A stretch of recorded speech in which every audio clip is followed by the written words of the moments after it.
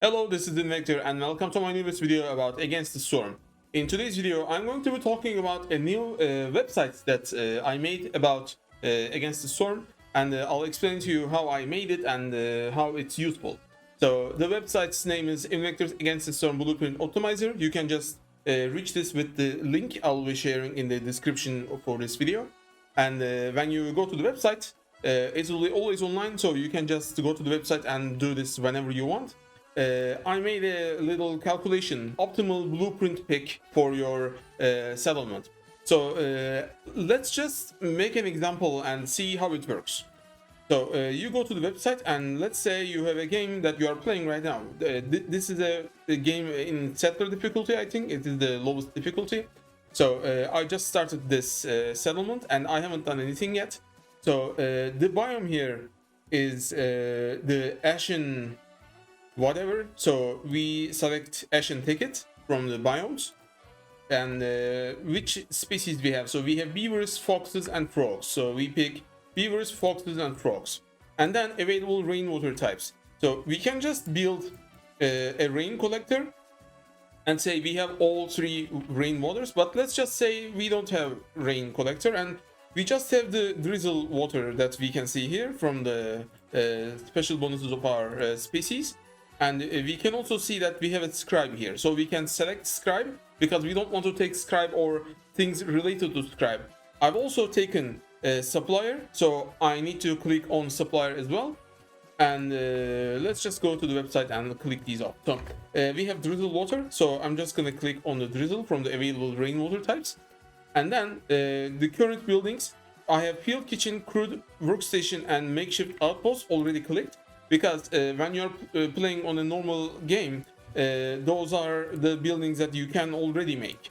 So we don't have to click on those. I've taken small farm when I started the settlement. So I'm going to filter this out and click small farm. And we have a scribe as well. And we also had one more thing. We had supplier. So I'm gonna click on supplier as well. So we've taken these out of the equation, and also we are telling the algorithm that these are the buildings that we have. So if those buildings need some items to work, like those recipes in those buildings. So for example, we have supplier here, and supplier can, for example, make flour. And if we are offered some blueprints that can produce one of these items that flour or any of these recipes need, or they need the outcome of these recipes in the recipes of the offered blueprints, then the algorithm will take those into effect and it will calculate the ultimate value upon that information. So we have entered the buildings that we have access to. Now we need to enter the information about the blueprints that we are offered. So I click on this. We are offered 4 blueprints. So first one is wrench. I'm selecting wrench. The second one is greenhouse. The third one is purpose camp, and the fourth one is cannery. And then we click calculate. So it says greenhouse is the best option with 208 points, and then the next best one is the ranch with 202 points. So let's look at the reasoning behind this. So greenhouse says plus 40 fertile soil is common in Ashen ticket. So every biome has some information about the fertile soil in them. For example, Ashen ticket has common fertile soil in the biome. So we are gonna take 40 points because greenhouse needs fertile soil. And it says plus 80 produces useful products for existing buildings because greenhouse makes mushrooms and herbs, and the supplier, for example, can make use of those recipes. We also have the field kitchen that needs those items, so it is of course something to consider. Of course, if we didn't have drizzle water, for example, then the greenhouse would have 158 points because it would take 50 points from it, lacking the required water to produce in this building because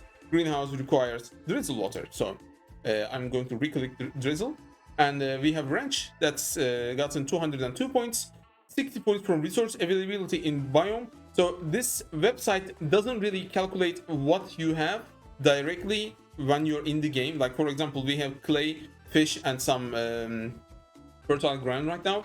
It doesn't know that. All it knows is that some resources are available in Ashen ticket and some are not.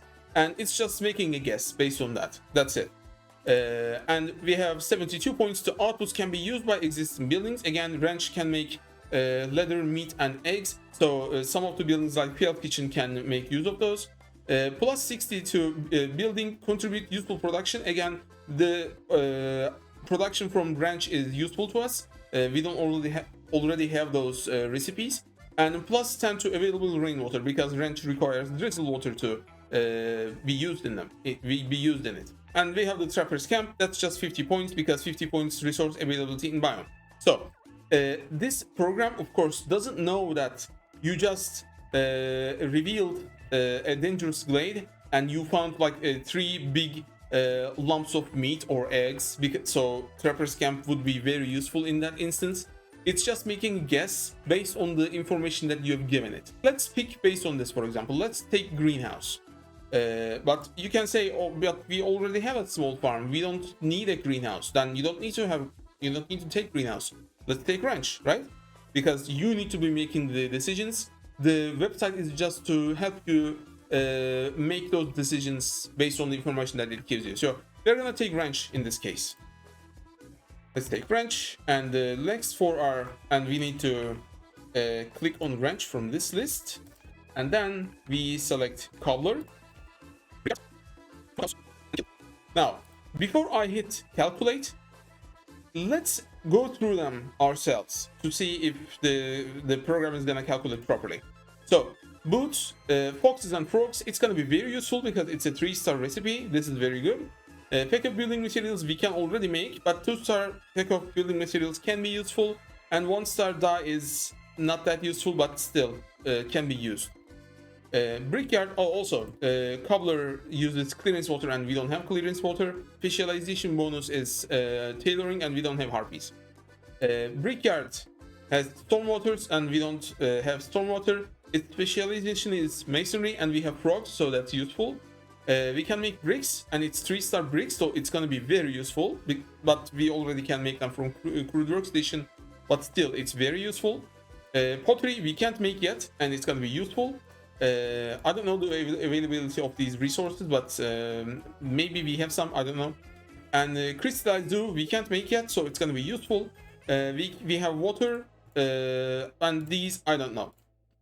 So brickyard is gonna be good as cobbler, I would say. Smokehouse makes jerky completely useless to us because it's not a needed recipe, but it's still a 3-star recipe, so it's gonna be useful in some niche cases. It uses drizzle water, so it's good. That is some points. It has warmth and meat production, but we don't have lizards, so those are useless. Pottery, again, 1-star pottery, it's gonna be good. And 1-star incense, we don't have incense production yet, good. And we need incense for foxes and frogs, so it's going to be useful in that instance. And lastly, kiln, 3-star coal production is good because coal is always useful. Bricks 1-star is useful, but not as useful as the 3-star bricks from Brickyard. And 1-star jerky is pure useless. So in this instance, I would most likely pick cobbler or Brickyard, and most likely Brickyard. Let's hit the calculate. And it says Brickyard because plus 15 to frogs specialized in masonry, plus 65 resource availability in biome, plus 40 high production value, plus 28 outputs can be used by existing buildings, and plus 50 to building contributes useful production. And again, this second one is kiln because coal probably. Frogs specialized in masonry. Yeah, I forgot to mention that. Kiln also specialized in warmth and masonry, and we have frogs, so masonry is useful. Resource availability in biome, high production value, and yada yada. So the cobbler is actually in the last place, but the brickyard is in the first place. So I'm gonna pick brickyard, and that's basically how you use this tool to help you and maybe navigate you in helping you in picking these blueprints that you are offered. So as you continue playing the game, for example, we pick brickyard, you're gonna click on brickyard from this list, and it's gonna eliminate the brick making buildings from the list, and they're gonna be less useful. So for example, let's try that out. Let's go, actually we don't have to do that. Let's hover over brickyard and let's right click. That brings up the brickyard menu, and when we hover this, we can see that workshop here is an option, and stamping mill is an option. So let's try with stamping mill.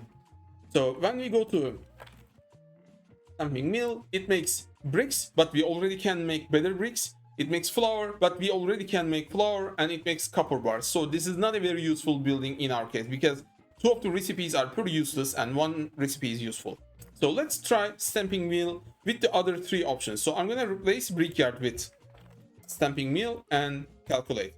As you can see, stamping mill is in the last option because the recipes it offers is not as valuable as the other recipes that we have in the blueprint option. So kiln in this instance is number 1 because kiln has the 3-star coal, and coal has inherent value. Like you will always have a use for coal, but you will not always have a use for jerky, for example. If you don't have a species that likes jerky, jerky is just some food. But coal is always useful because coal is a fuel. And in the same way, I've valued things like bricks, planks, and fabric very highly because they are the inherent building materials that you use to build buildings. One thing I forgot to mention, if you want to see how good basically all buildings are, you can just refresh the page, select the biome, select your species, and just hit calculate, and it shows you all the buildings. This is the way that I made this website. It's free to use. Of course, at the bottom I have connect with Invector options, so you can give me a subscription and a follow on the YouTube. You can join my Discord channel. You can follow me on Twitch, and you can follow me on Kick. I haven't really decided what I want to do. Like, I streamed in English, I streamed in Turkish, I stream many different games, and that's the reason that most people don't watch me. And I can totally understand, because when I watch someone, I want them to be like streaming in a consistent basis, like every like if it's not every day, like for example 5 days a week, and almost exactly the same time, so I can schedule around it and watch them whenever they stream. So you can give me info about that, like what do you want to watch. Would you like me to speak Turkish instead of English? And if you have any feedback about this program, if you find any bugs, because I'm a human and this is the first version that I've made this, and you can just let me know, like in the comments of this video, or just come to the Discord and tell me directly. I'm also in the game's own Discord. Like when you go to the main menu, there's a Discord option here. If you join that, you can just find me there and let me know what's good and bad about the program, or how can I optimize better. So let me know in the comments. Give me a follow, give me a like, and all the other shenanigans that the social media values. So thank you for watching, and I'll see you in the next video. Goodbye.